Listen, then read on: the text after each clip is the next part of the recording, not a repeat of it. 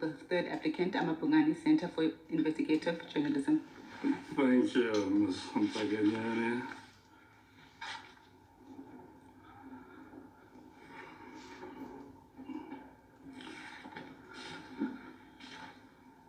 This matter concerns enforcing the Executive Code of Ethics that was drawn up by the President of the Republic, acting in terms of the Executive Members Ethics Act 82 of 1998. The President published this code in July 2000 after consulting Parliament. The code applies to all members of the National Executive, including the President, and members of the Provincial Executive Councils. The method and procedure to be followed in investigating complaints relating to violations of the code are set out in sections 3 and 4 of the Act. Section 3 empowers the Public Protector to investigate breaches of the code on receipt of a complaint. This provision directs the Public Protector to expedite investigations and submit a report on the investigation within 30 days of receipt of the complaint. But if the investigation is not complete by then, the Public Protector must submit a second report upon completion of the investigation. A report is submitted to the President if the complaint was against a member of Cabinet, a Premier, or a Deputy Minister. If the complaint was against the NEC, the report should be submitted to the relevant Premier. Upon receipt of the report, the President is obliged to submit that report together with his comments and description of the action taken against the culprit to the National Assembly. This must happen within 40 days from the date he received the report from the Public Protector. The Premier is required to do the same and submit the report to the relevant provincial legislature. However, Section 3 is silent on the procedure to be followed when a complaint is lodged against the President. But what is clear from this provision is that a sanction for the breach of the code is imposed by the President or the Premier, as the case may be. Section 4 of the Act requires the Public Protector to investigate complaints on breach of the code in accordance with Section 3. The complainant may be the President, a member of the National Assembly, or a permanent member, of the National Council of Provinces, if the complaint is against a Cabinet member or a Deputy Minister. If the complaint is against the NEC, the Premier, or a member of the Provincial Legislature may be the complainant. Section 4 requires that the complaint must be in writing and that it must contain full particulars of the alleged conduct. Evidently, the power conferred on the Public Protector to investigate breaches of the code may not be exercised unless there is a complaint from the right complainant.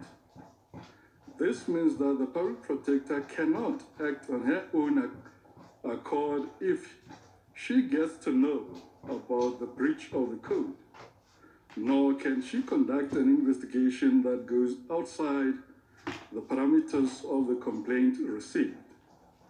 This is the legal framework within which this case arose.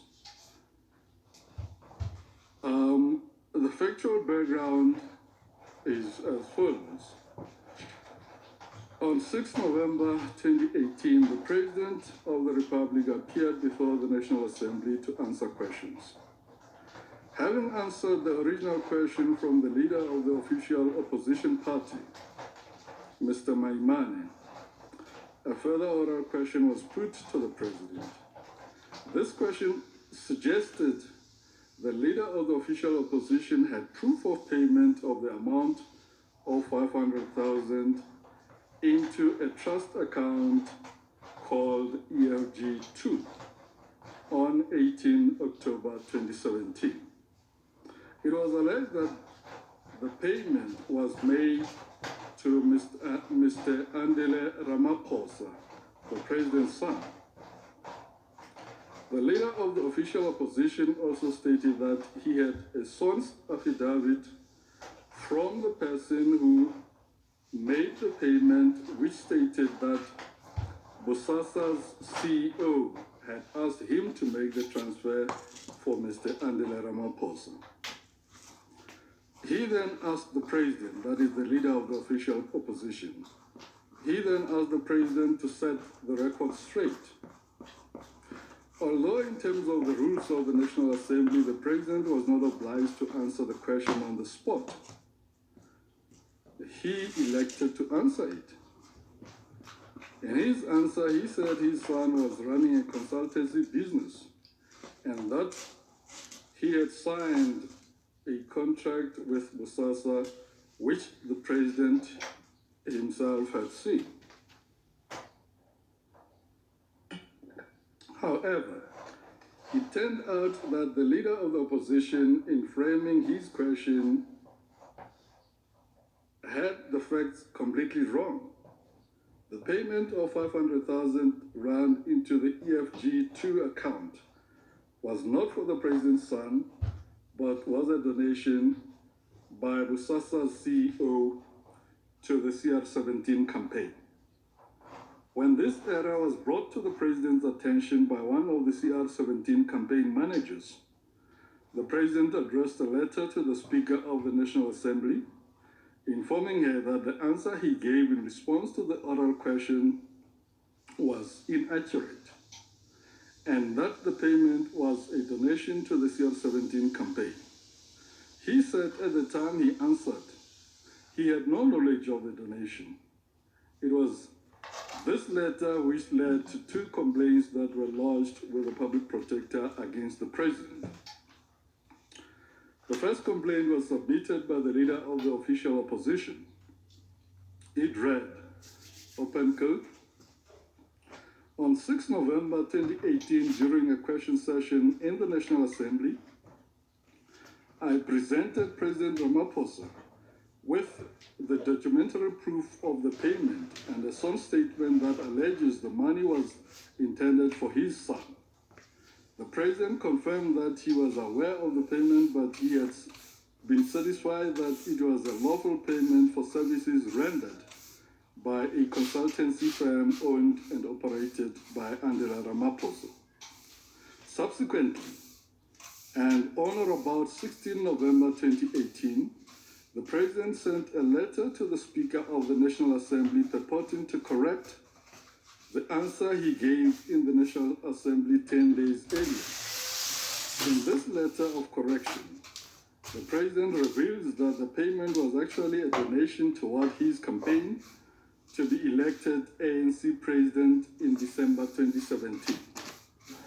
It is my concern that the set of facts related above reveal that there is possibly an improper relationship existing between the president and his family on the one side and the company African Global Operations, formerly Busasa, on the other side. The nature of the payment passing through several intermediaries does not accord with a straightforward donation and raises the suspicion of money laundering. The alleged donor is further widely reported to have received billions of rands in state tenders, often in irregular fashion. It is further my concern that the president may have lied to the National Assembly in his reply to my question on 6 November 2018, close quote. These were the full particulars of the first complaint, as envisaged in Section 4 of the Act. Notably, from the text of the complaint, there are 3 concerns raised for investigation. The first was a possible improper relationship between the president, his family, and African Global Operations, formerly known as Busasa. The second was the suspicion of money laundering. And the third was the possibility that the president lied to Parliament on 6 November 2018. While two of these concerns may be grounded in the code, the suspicion of money laundering cannot. This implies that the public protector ought not to have entertained it ostensibly in terms of Section 4 of the Act. The second complaint was lodged by the Deputy President of the Economic Freedom Fighters. In it, two issues were raised for investigation. The first was whether the statement made by the President in the National Assembly on 6 November 2018, to the extent that he had seen a contract between his son and African Global Operations, was true. The second was whether the President had deliberately misled Parliament in violation of the code. It should be noted that both complaints did not refer to the President's failure to declare donations to the CR17 campaign, nor did they raise concerns in relation to the affairs of that campaign as constituting a breach of the code, which was the legal instrument on which the complaints were based. Whereas these complaints defined issues to be investigated by the public protector. In December 2018, and by notice, the public protector invited the President to submit a written response to the first complaint. On 29 January 2019, the President met with the public protector to submit his response. It was during that meeting that the public protector raised for the first time the issue of the President's failure to declare donations to the CR17 campaign as personal sponsorships under the code. The President disputed he was under a duty in terms of the code to disclose those donations. He said they were not donations to him, but to a structure within his political party, the ANC. In her investigation, the public protector also interviewed managers of the CR17 campaign and demanded from them disclosure of information on all donations to the campaign. But the managers declined on the ground that the only donation that was relevant to the complaints was the one made by the CEO of African Global Operations, that is the sum of 500,000 rand, which was paid into the EFG2 trust account. With regards to the 500,000 donation and the President's position in relation to the donors of the campaign and donations made to it, the three managers corroborated one another. They said donors were informed not to expect any favors and that their identities and amounts donated would not be disclosed to the President. They said the President was not involved in the affairs of the campaign and that he had no say on how the campaign spent the donations. The public protector also received evidence from Mr. Petrus Fenter, who effected the transfer of 500,000 rand into the EFG2 account on behalf of the CEO of African Global Operations. The same person that the leader of the official opposition had said he had an affidavit from, to the effect that the payment was for Mr. Andile Ramaphosa, the President's son. Mr. Fenter confirmed that he effected the transfer from the account of Mioto Trading, which was a company owned by him and his sister. He said an amount of 3 million had earlier been deposited into that account by Ms. Natasha Olivier, who was the company secretary of African Global Operations. Mr. Fenter and Mr. Olivier were the employees of African Global Operations. He said he was then instructed by the CEO to take the sum of 500,000 from that amount and transfer it into the EFG2 trust account, which he was told belonged to Mr. Andile Ramaphosa. In his evidence, the CEO, Mr. Gavin Watson, confirmed that the money was paid at his instance, but said it was a donation by him to the CR17 campaign. He disputed the evidence of Mr. Fenter on the identity of the beneficiary. He said he had been approached by one of the managers of that campaign with a request for a donation.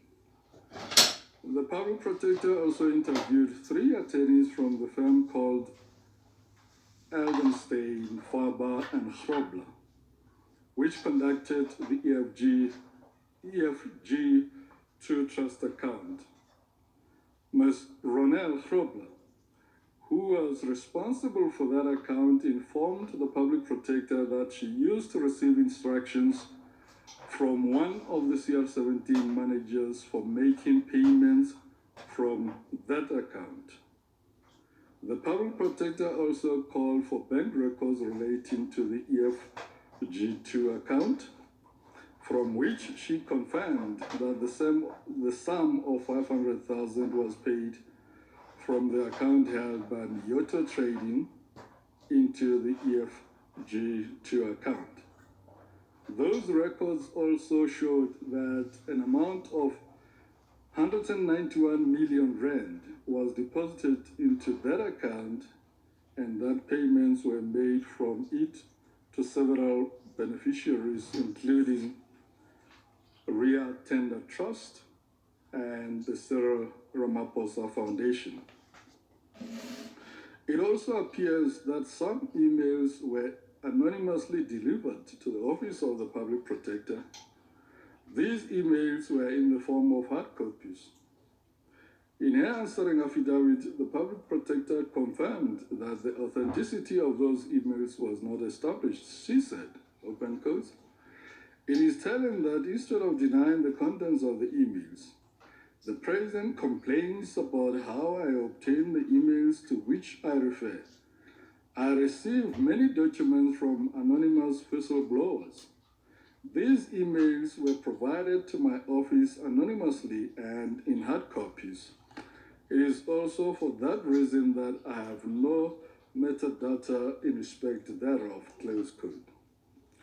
This was a response to the President's allegations that the emails contained private information that was protected in law and which was unlawfully obtained by the public protector.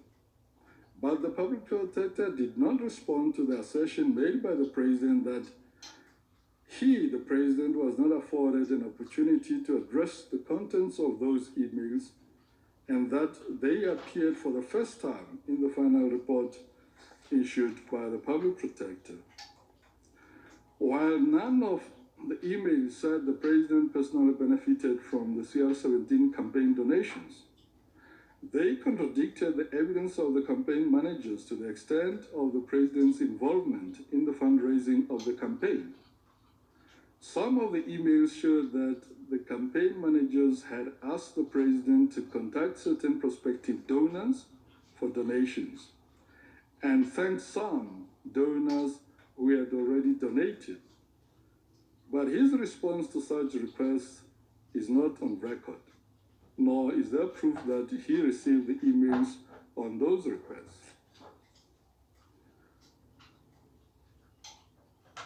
Of importance with regard to the emails in question is whether it was procedurally fair for the public protector to rely on information delivered to her office by unknown persons and without affording the President the opportunity to address that information. Having received the evidence outlined above, the public protector made a number of factual findings which became the basis of the remedial actions she issued. I shall now turn to those findings. The first finding relating to the question whether the President misled Parliament when he gave his answer on the 6th of November 2018. The public protector recorded her findings in these terms, open quote, President Ramaphosa on 6 November 2018, in his reply to Mr. Maimane's question, albeit defective in terms of the rules of the National Assembly, was misleading, as he also conceded in his correspondence to my office on 1 February 2019, and even in his subsequent letter to the Speaker of the National Assembly on 14 November 2018, where he sought to correct the incorrect information he had provided in the National Assembly. Consequently, President Ramaphosa's reply was in breach of the provisions of paragraph 2.3a of the Executive Ethics Code, the standard of which includes deliberate and inadvertent misleading of the legislature, close quote. For the breach of the code, the Public Protector ordered the Speaker of the National Assembly to refer the President's violation of it to the Joint Committee on Ethics in the Assembly. Surprisingly, the Public Protector also made a finding on whether the President had exposed himself to a situation involving the risk of conflict between his official duties and his private interests, or used his position to enrich himself and his son through business owned by the African Global Operations. This issue did not form part of the complaints she was investigating. Therefore, it was not competent for the Public Protector to investigate a matter that was not covered by the complaints which gave her the jurisdiction to investigate. This was compounded by the fact that under the same issue, the Public Protector proceeded to determine whether the donations made to the CF17 campaign were benefits of a material nature to the President, which he was under a duty to declare. She then concluded that by failing to declare donations received by the CF17 campaign, the President had breached paragraph 2 of the Code. The last issue on which the Public Protector made findings were whether there was an improper relationship between the President and his family on the one hand and African Global Operations on the other, due to the nature of the 500,000 payment passing through several intermediaries instead of a straightforward donation to the CR17 campaign, thus raising the suspicion of money laundering. Apart from collapsing the issue of improper relationship and the suspicion of money laundering into one, the Public Protector found that both issues were based on the way the payment of the 500,000 rand was made.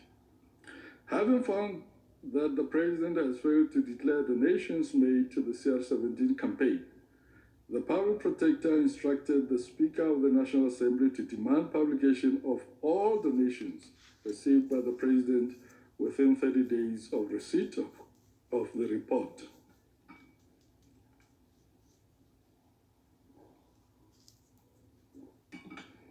The Speaker was also required to submit a plan within 30 days to the Public Protector. This plan had to show how the Speaker was going to implement the remedial action.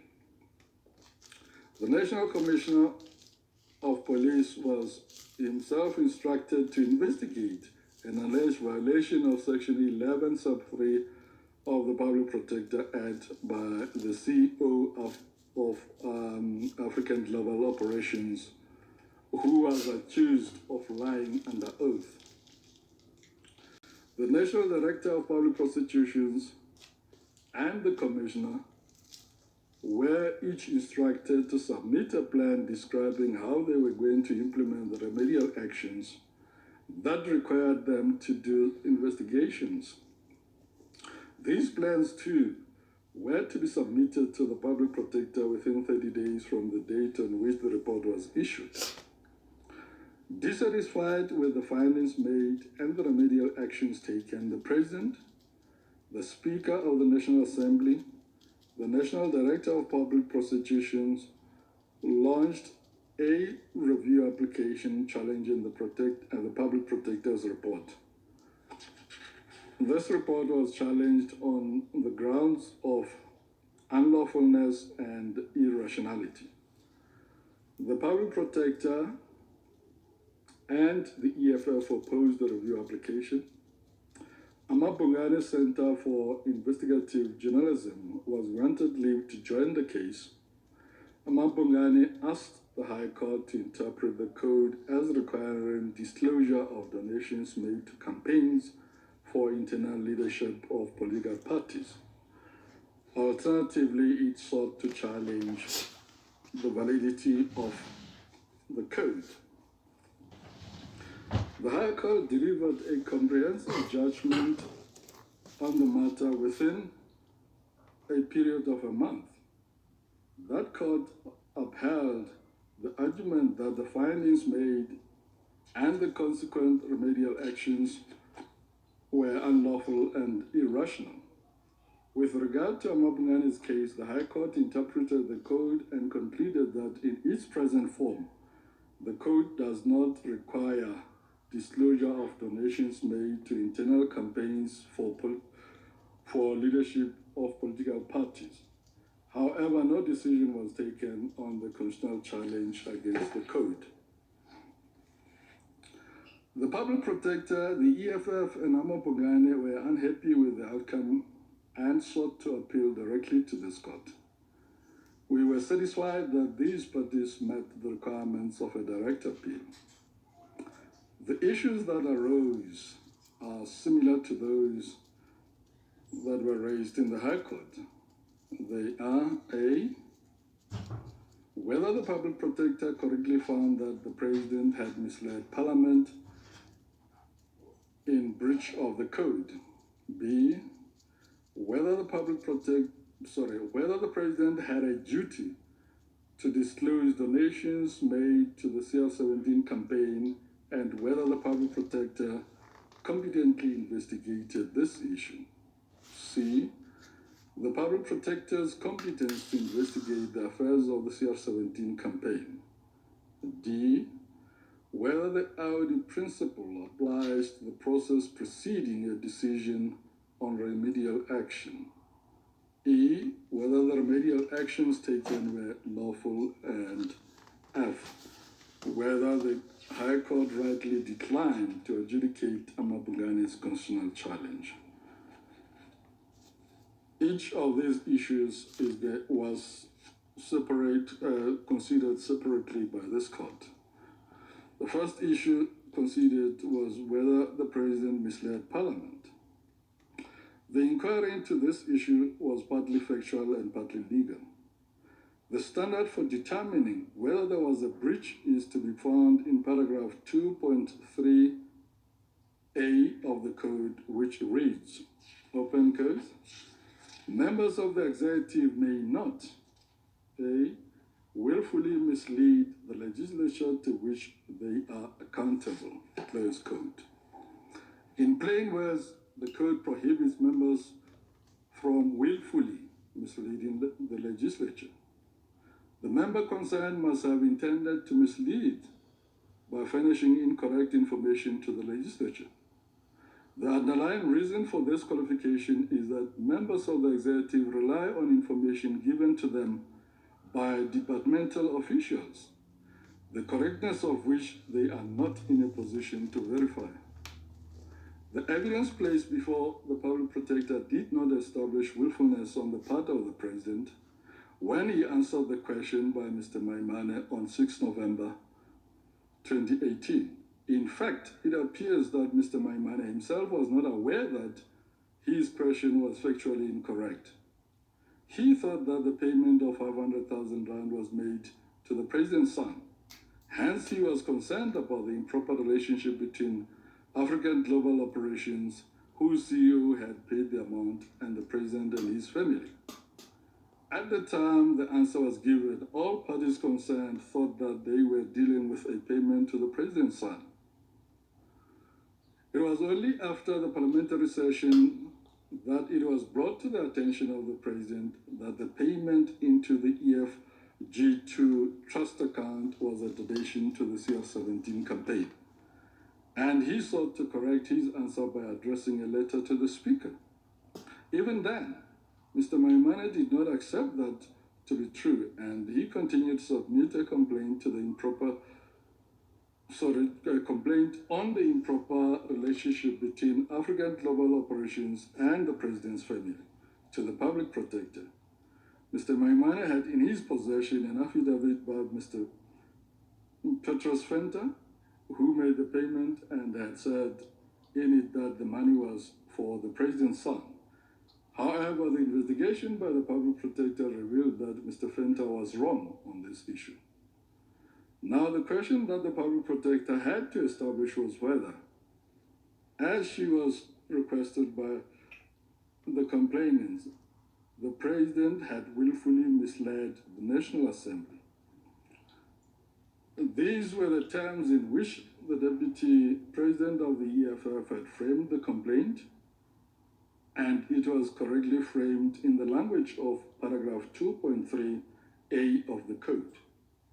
It appears from the report that the Public Protector accepted that the President was not willful.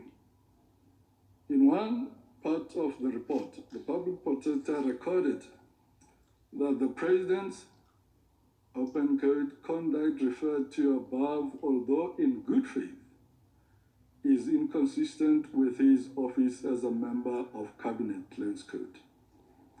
But instead of making the finding that the President did not willfully mislead Parliament, the Public Protector effectively changed the wording of paragraph 2.3a to include deliberate or inadvertent misleading of the legislature so as to cover the situation where willfulness was not established. On the basis of the changed code, the Public Protector concluded that the President, open quote, inadvertently and or deliberately misled Parliament in that he should have allowed himself sufficient time to consider the question and make a well-informed response, close quote. The Public Protector was wrong to change the code. She could not have conceivably thought that willfully could mean inadvertently. These words are mutually exclusive. What she did went beyond the parameters of interpretation, but the finding itself is framed in terms that are concerning. The President could not inadvertently and deliberately mislead Parliament, because these two words cannot apply at the same time. It is either one or the other. Therefore, the Public Protector was wrong on the facts and on the law with regard to the issue whether the President had willfully misled Parliament, and the High Court was right to set aside her finding. The next finding is whether the President had a duty to declare CR17 donations and whether the Public Protector could competently investigate this issue. The Public Protector concluded that the President had improperly and in violation of the provisions of the Code and the Act exposed himself to a situation involving the risk of a conflict between his official responsibilities and his private interests, or used his position to enrich himself and his son through business by African Global Operations. There was no evidence supporting this finding. Instead, the evidence showed that African Global Operations donated 500,000 rand to the CR17 campaign. This cannot by any stretch of it be interpreted to mean that the President used his position to enrich himself or his son through African Global Operations. Both the President and his son knew nothing about the donation. Even if one were to accept that the bank records relating to the EFG2 trust account showed that one of the beneficiaries was the Cyril Ramaphosa Foundation, this does not support the finding made for a number of reasons. First, The link between the EFG2 account and African Global Operations is the sum of 500,000 rand donated by the CEO. There was no evidence that the African Global Operations ever made a contribution to the funds in the EFG2 account other than this amount. Second, there was not a shred of evidence that African Global Operations or the president and his son had anything to do with the operation of that account. Instead, the evidence on record is to the effect that the president had no say and was not involved in the running of that account. This evidence was not disputed. Therefore, on this evidence, the president was not involved in the payments made from the EFG2 account to the foundation carrying the president's name. Under the same heading, the public protector also found that the president, as a presidential candidate of the ANC, had received campaign donations which benefited him in his personal capacity, and that his failure to declare donations constituted a breach of the code.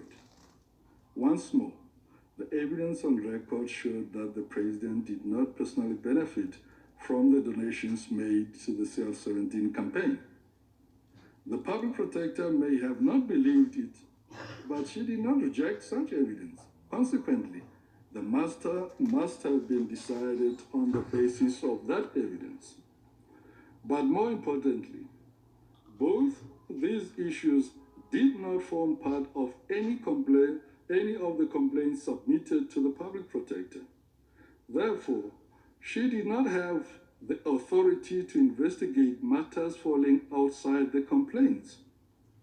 This is a requirement of sections 3 and 4 of the Act that empowers the public protector to investigate violations of the code.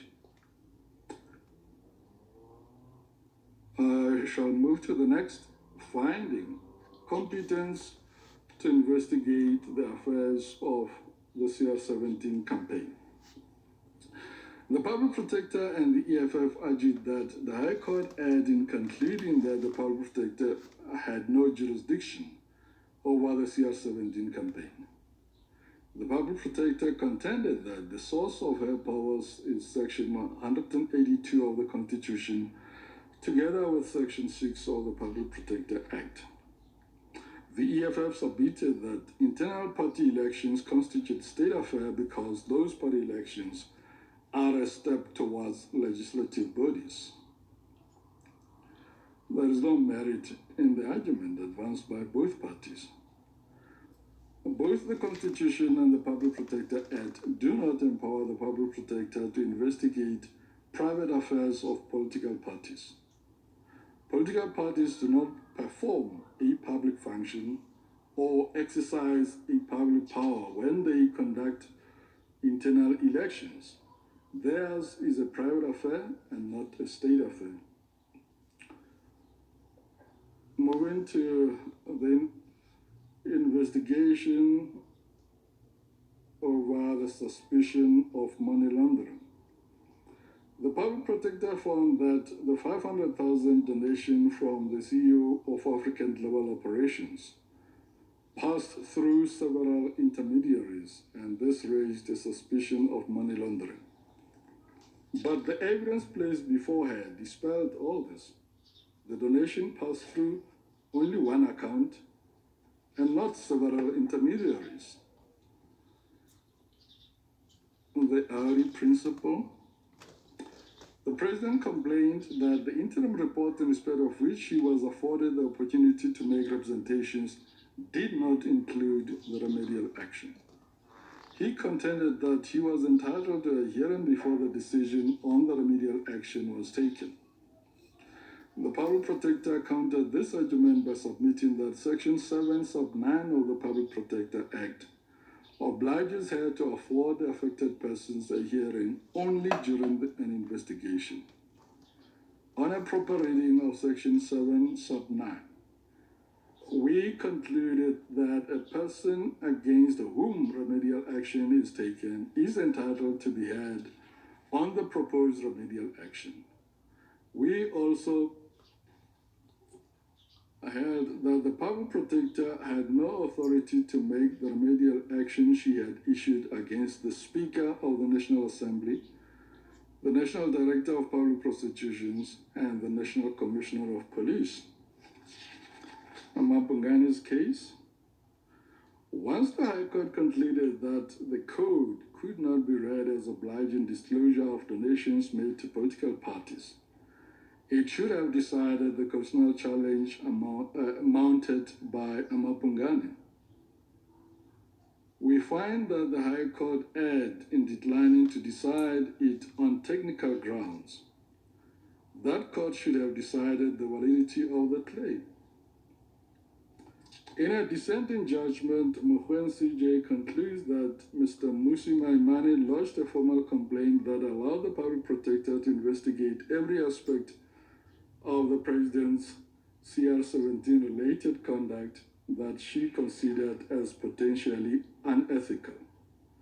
He holds that financial assistance from individual donors and even the composite amount from the CR-17 campaign as an entity constitute a personal benefit to the president and creates a situation that involves a risk of conflict between the president's private interests, his pursuit of the ANC presidency with the assistance of private donors, and his official responsibilities as Deputy President of the Republic, Member of Parliament, Leader of government business in Parliament, and even as President of the Republic.